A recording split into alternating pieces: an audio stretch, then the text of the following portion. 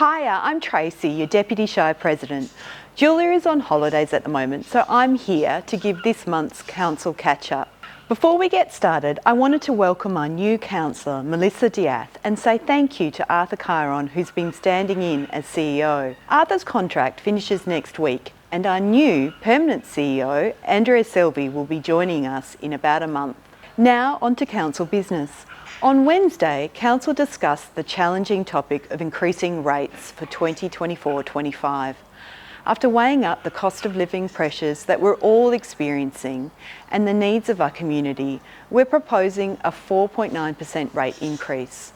This works out to be around $2 a week for the average household and means we can continue to fund all the great services our community needs and invest in facilities and resources that make the Shire a great place to live. Behind the scenes, we've also been talking to the state government and asking them to make a bigger investment in our community and to help us protect our natural assets.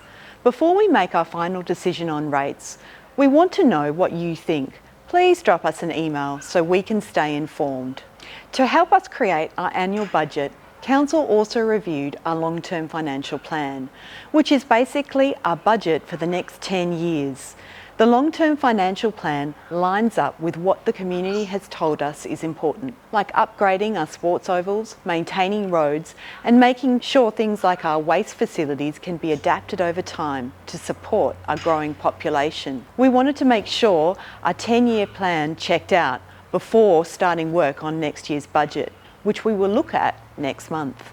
We've been listening to Gracetown residents and what's important for their community. We've come up with a list of projects. Some are relatively simple, which we can get started pretty quickly, like improving footpaths or installing barriers to keep people off vegetation. Others are a little more complex, like car park upgrades, creating new paths, and adding things like barbecues and bike racks around town. These projects need a bit more work to make sure everyone is happy. We'll keep you updated as they progress. Also on the agenda was food trucks. Our community is telling us they want food trucks in more locations. Council wants to spend a bit more time going over the rules to make sure everyone's happy.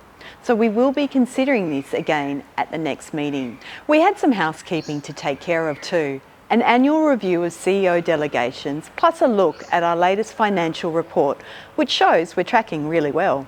Finally, if you're looking for something to do this weekend, why not check out the new cycleways in Augusta and Witchcliffe? Thanks to some grant funding from the State Bicycle Network, we've been able to connect some of the older and new areas in our Shire.